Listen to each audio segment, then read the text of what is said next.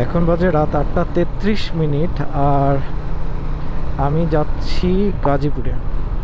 আজকে অফিস থেকে আসার পরে ডিসিশন নিলাম যে গাজীপুরে আপুর বাসায় যাব।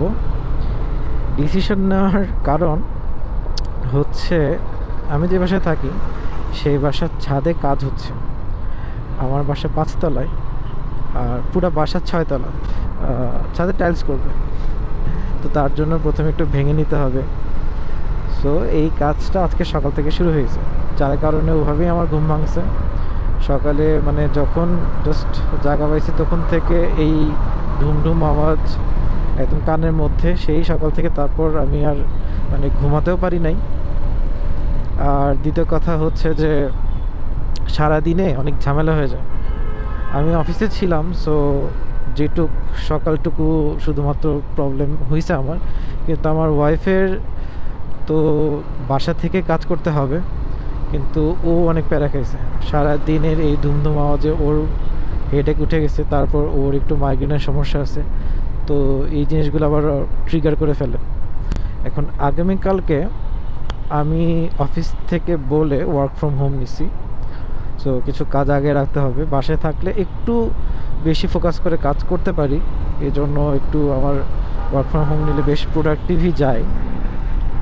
তো এই জন্য হচ্ছে ওয়ার্ক ফ্রম হোম নেওয়া। তো ভাবলাম যে যেহেতু আমার আর আমার ওয়াইফের দুইজনের ওয়ার্ক ফ্রম হোমই চলবে কালকে, তাহলে এই ধূপধাপ আওয়াজের মধ্যে তো আসলে কাজ করা পসিবল হবে না ভালো মতো। দেখা যাবে যে মানে কিছুক্ষণ পর ডিস্ট্র্যাক্ট হয়ে যাব। আর আরেকটা জিনিস যেটা হবে যে প্রোডাক্টিভিটি লেভেলটা অনেক কমে আসবে। এই জন্য আমি অফিস থেকে বের হওয়ার আগে ঠিক চিন্তা করলাম যে এই একটা দিনের জন্য হলে যদি আপুর বাসায় চলে যাওয়া যায়, তাহলে একটু আমাদের দুজনের জন্যই ভালো হবে, একটু আরাম মতো কাজ করতে পারবো।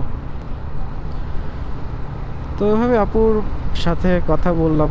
অবভিয়াসলি আপুর বাসাতে কোনো সমস্যা নাই, তবে আমি যেটা চিন্তা করতেছিলাম যে এই কাজটা আজকে সারাদিন যে কাজটা হয়েছে ছাদে, এটা যদি কালকে না হয় তাহলে আবার হচ্ছে এই প্যারাটা দিব না ওনাকে।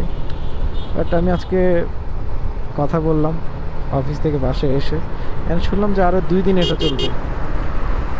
সো একটু প্রবলেমই। আমি কালকে না হয় কোনোভাবে ম্যানেজেবল হয়ে যাচ্ছে, বাট পরশু দিন একটা প্রবলেম থাকবেই। পরশু দিন যদি আমার অফিস আছে, আমার হয়তো বা আহামরি প্রবলেম ফেস করতে হবে না, কিন্তু আমার ওয়াইফের একটা ঝামেলা যাবে। এখন পর্যন্ত আসলে কোনো সলিউশন চিন্তা করি না সেক্ষেত্রে। আসলে পরশু দিন বুধবার, তারপরের দিন বৃহস্পতিবার, আমার অফিসে প্রত্যেক বৃহস্পতিবারই একটা প্রেজেন্টেশন থাকে, যেটা ম্যানেজমেন্ট এবং সিওর সামনে আমাকে দিতে হয়। তো যদি অন্য কোনো দিন হতো তাহলে হয়তো বা আমি 2টা দিন ওয়ার্ক ফ্রম হোম নিয়ে নিতাম। এখন বৃহস্পতিবার আমার প্রেজেন্টেশন থাকার কারণে বুধবারে যাওয়াটা ম্যান্ডেটরি। আসলে বুধবারে অনেক মিটিংস থাকে হেড অফ ডিপার্টমেন্টসের সাথে, অ্যান্ড এটাই আর কি।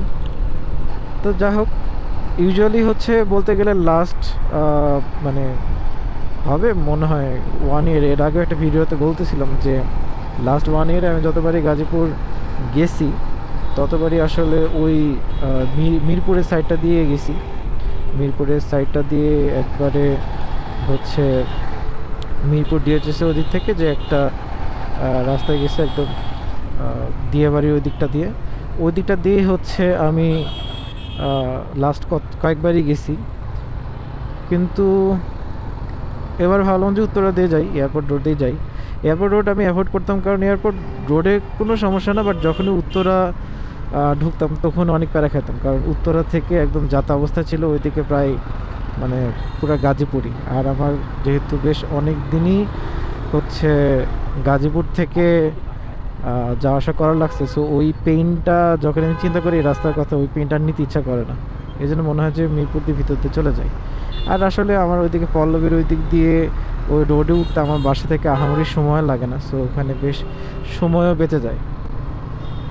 যাই হোক, তবে আমি গত সপ্তাহে যখন একটা বিয়ের দাওয়াতে আসছিলাম, সেই দিন আমি ভিডিও করেই বলতেছিলাম যে এই রাস্তা অনেকদিন পরে আসলাম। অ্যান্ড বলতে বলতে 1 সপ্তাহ পরে আমার আবার আসা পড়লো।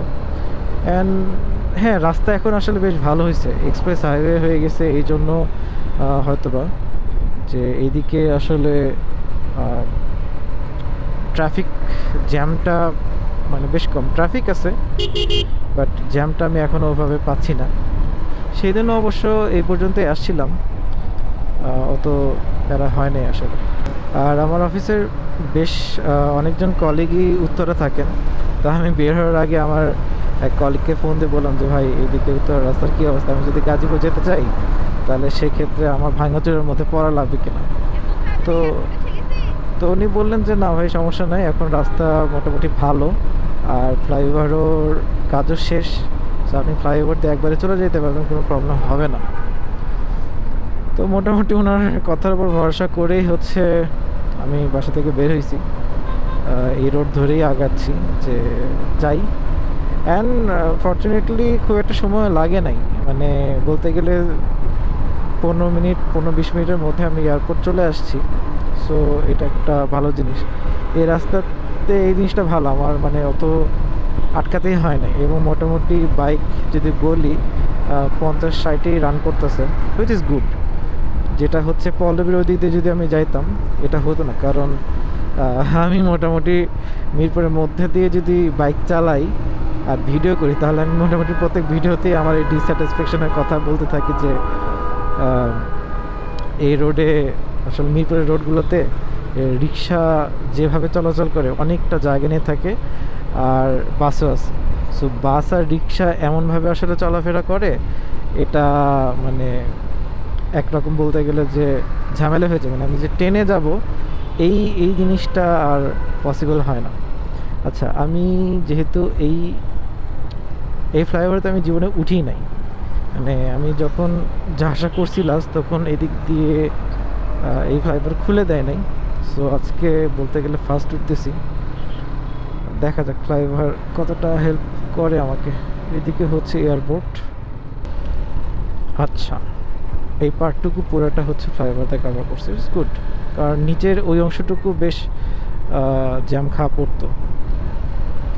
আরেকটা হচ্ছে ফ্লাইওভার ছিল সামনে হাউস বিল্ডিংয়ের ওই জায়গা থেকে, যেটা কিনা আমি দেখতেছিলাম যে একবারে টঙ্গী স্টেশন রোড পর্যন্ত কাজ চলতেছিল আমি যখন যাতায়াত করতাম আর কি, অনেক দিন আগেকার থেকে বলতেছি। সো আই হার্ড যে ওটাও ওপেন করে দিছে, সো ওটা দিয়ে চলে যেতে পারবো, প্যারা হবে না ইনশাল্লাহ। আই থিঙ্ক এই ফ্লাইওভার দিয়ে একবারে ওইদিকে টঙ্গীতে পার হয়ে যাইতে পারবো, নট শিওর তো, বাট এই জন্যই আসলে হচ্ছে আমার উত্তরের সব কলিগের কাছ থেকে শুনি যে এখন উত্তরের থেকে অফিসে আসা অনেক ইজিয়ার হয়ে গেছে, অনেক তাড়াতাড়ি হয়। আসলে তো তাই। আচ্ছা, ওইটা অনেক বড় কোনো ফ্লাইওভার না, বাট নিচের অংশটুকু পার করে ফেলতেছে, which is very convenient, very convenient. সামনে একটু জ্যাম আছে, আমি হচ্ছে এই অংশটুকু ভিডিও না করি, দেন পার হয়ে একটু ফাঁকা রোডে আমি যখন উঠবো তখন আবার ভিডিও করবো। আজকে এই রোডটা চুজ করা টিল নাও বলবো যে ওয়াজ এ গুড ডিসিশন। সামনে জ্যাম আছে, এটা ইউজুয়াল জ্যাম, আই থিঙ্ক এটা থাকবেই। আমি একটু পার হই, then I will talk again. মোটামুটি হাউস বিল্ডিংয়ের আগ থেকে শুরু করে একবারে এই যে উপরে যে ফ্লাইওভারটা, এটা হচ্ছে একবারে হাউস বিল্ডিংয়ের উপর থেকে, আগ থেকে। সো এই ফ্লাইওভারটা দেখলাম অনেক কনভিনিয়েন্ট, কারণ যদিও হচ্ছে আমি নিচে নেমে গেছি, কারণ এই ফ্লাইওভারটা যেখানে নামবে আমি তার আগেই ঘুরে যাব। বাট এই ফ্লাইওভার দিয়ে যদি আমি পুটে চলে যেতে পারতাম তাহলে অবভিয়াসলি এটা আমার জন্য বেটার হইতো, বাট নো প্রবলেম। আমি এই রাস্তাটা একটু খারাপ বলতে ভালোই খারাপ, সো এটা একটা প্রবলেম। আর আমি যদি মিরপুর দিয়েও আসতাম, আলটিমেটলি এই রোড দিয়ে আমার যাওয়াই লাগতো, এটাতে আসলে কোনো নিস্তার ছিল না এই রোড থেকে। তবে যেহেতু ফ্লাইওভার দিয়ে আমি কখনো আসি নাই, ফ্লাইওভারেরটা তো অনেক দূরই চলে গেছে। একটা দেখলাম নেমে গেছে স্টেশন রোডের এখানে, যেটা আমি নামছি, নামার পর থেকে হচ্ছে আমি ভাঙাচোরা রোড দেখতেছি, ইউজুয়াল বা আসছে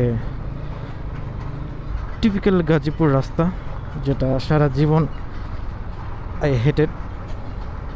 আচ্ছা, যেটা দেখতেছি ফ্লাইওভারের একটা পার্ট আই থিঙ্ক এই জায়গাতেও নামছে। সো আমি যদি আসলে ফ্লাইওভার থেকে এই জায়গায় নামতাম নাকি না না, এটা তো কাজ এখন কমপ্লিট হয়নি, সো এখানে আমি নামতে পারতাম না আলটিমেটলি। সো এটা যদি কমপ্লিট হয়ে যায়, এখানে নামলে আমার জন্য কনভিনিয়েন্ট হবে, কারণ এখানে নেমে আমি হচ্ছে আমার আর খুব বেশি দূর যেতে হবে না। বাট টিল দেন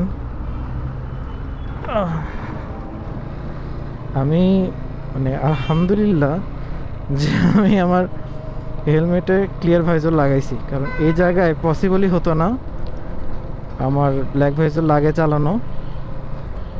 আর যে ধুলা, বাপ রে বাপ, অস্বাভাবিক রকমের ধুলা, যেটা বুঝলাম আসলে এটা নিউ লার্নিং, যে যদি এখন কাজ শেষ হয়ে যায়নি সো আমার আসলে লস হয় নাই, ঠিকই আছে।